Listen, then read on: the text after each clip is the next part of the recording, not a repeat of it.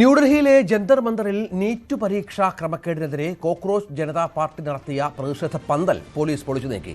കേന്ദ്ര വിദ്യാഭ്യാസ മന്ത്രി ധർമ്മേന്ദ്ര പ്രധാന്റെ രാജി ആവശ്യപ്പെട്ട് പാർലമെന്റിലേക്ക് നടത്തിയ സൻസദ് ചലോ മാർച്ചിന് പിന്നാലെയാണ് സ്ഥലത്ത് വലിയ സംഘർഷം ഉണ്ടായത്. ഇതിന് പിന്നാലെയാണ് പന്തൽ പൊളിച്ച് പോലീസ് നടപടിയും ഉണ്ടായത്.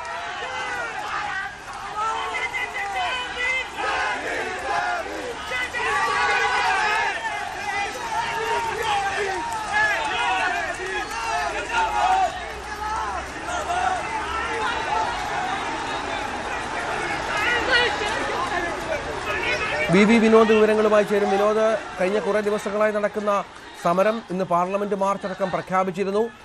ഇന്ന് സംഭവിച്ചത് എന്താണ് ഡൽഹിയിൽ? അക്ഷരാർത്ഥത്തിൽ തെരുവ് യുദ്ധമാണ് ഡൽഹിയിൽ അരങ്ങേറിയത്. CJPയുടെ മാർച്ച്, പാർലമെന്റ് മാർച്ച് തടയുന്നതിന് വേണ്ടി പോലീസിന്റെ നടപടി ഉണ്ടായി. പോലീസ് ജലപീരങ്കി ഉപയോഗിക്കുകയും കണ്ണീർ വാതകം പ്രയോഗിക്കുകയും ചെയ്തു. മെട്രോ സ്റ്റേഷനും റെയിൽവേ സ്റ്റേഷനും അടക്കം അടച്ചിടുന്ന നിലയുണ്ടായി. ഇന്റർനെറ്റ് ഭാഗികമായി വിച്ഛേദിച്ചു. ഈ തരത്തിൽ ഒരു 50 സോണുകളായെങ്കിലും ആ പ്രദേശത്തെ തിരിച്ചുകൊണ്ടുള്ള സുരക്ഷാ ക്രമീകരണമാണ് ഏർപ്പെടുത്തിയത്.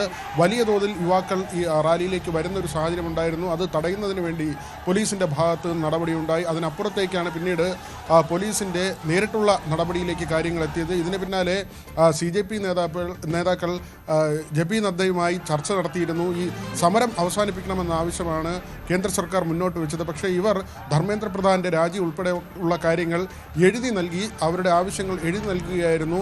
എന്നാൽ ഇങ്ങനെ ഒരു ചർച്ച നടന്നു. അതിന് പിന്നാലെ കൂടുതൽ ചർച്ചയുണ്ടാകും, അല്ലെങ്കിൽ കേന്ദ്ര സർക്കാരിൻ്റെ ഭാഗത്തു നിന്ന് നടപടി ഉണ്ടാകും, ഒരുപക്ഷെ ധർമ്മേന്ദ്ര പ്രധാൻ രാജിവെച്ചേക്കുമെന്നൊക്കെ ഉള്ള പ്രതീതി ഉണ്ടായിരുന്നു. എന്നാൽ സംഭവിച്ചത് തിരിച്ചാണ്. ജന്തർ മന്ദറിലെ സമരപ്പന്തൽ പോലീസ് വളരെ പെട്ടെന്ന് തന്നെ പൊളിച്ചു മാറ്റുകയായിരുന്നു. അവിടെയും വലിയ പ്രതിഷേധം CJPയുടെ ഭാഗത്തു നിന്നുണ്ടായി.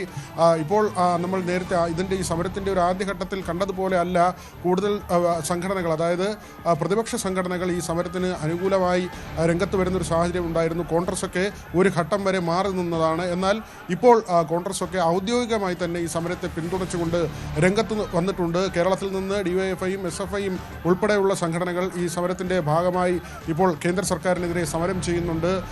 അവിടെ അഭിജിത് ദീപ്കയുടെ നിരാഹാര സമരം, അത് വാങ്ചുക്കിൻ്റെ നിർദ്ദേശപ്രകാരം പിന്നീട് അത് മാറ്റിവെച്ചിരുന്നു. ഏതായിരുന്നാലും ഇനിയുള്ള ദിവസങ്ങളിൽ എന്താണ് സംഭവിക്കാൻ പോവുക? ഈ സമരത്തെ ഒരുപക്ഷെ കായികമായി പോലീസിനെ കൊണ്ട് നേരിടാനുള്ള തീരുമാനം തന്നെയാണ് കേന്ദ്ര സർക്കാർ കൈക്കൊണ്ടിട്ടുള്ളത്. അതിൻ്റെ കൃത്യമായ സൂചനയാണ് ഇന്ന് നമുക്ക് ലഭിച്ചത്. സമരപ്പന്തൽ പൊളിക്കുന്നതടക്കമുള്ള കാര്യങ്ങൾ ഇനി CJPയുടെ ഭാഗത്ത് നിന്നാണ് എന്ത് നടപടിയിലേക്ക് കാര്യങ്ങൾ പോകും. പ്രശാന്ത് ഭൂഷൺ അടക്കമുള്ളവർ ഇക്കാര്യത്തിൽ കേന്ദ്ര സർക്കാരിനെ വിമർശിച്ച് രംഗത്തെത്തിയിട്ടുണ്ട്. കോടതിയുടെ ഭാഗത്ത് നിന്ന് ഏത് തരത്തിലുള്ള നടപടി ഉണ്ടാകും തുടങ്ങിയ കാര്യങ്ങളെല്ലാം തന്നെ ചോദ്യചിഹ്നമായി വരുന്നുണ്ട്. പക്ഷേ ധർമ്മേന്ദ്ര പ്രധാന്റെ രാജി അത് ഉണ്ടാകില്ല എന്നതിൻ്റെ ഒരു സൂചനയാണ് കേന്ദ്ര സർക്കാരിൻ്റെ ഭാഗത്ത് നിന്ന് ഇന്നുണ്ടായ നീക്കങ്ങൾ. രഞ്ജിത്ത്. ശരി വിനോദ്. കൂടുതൽ വാർത്തകൾക്ക് News 18 Keralam YouTube channel subscribe ചെയ്യുക.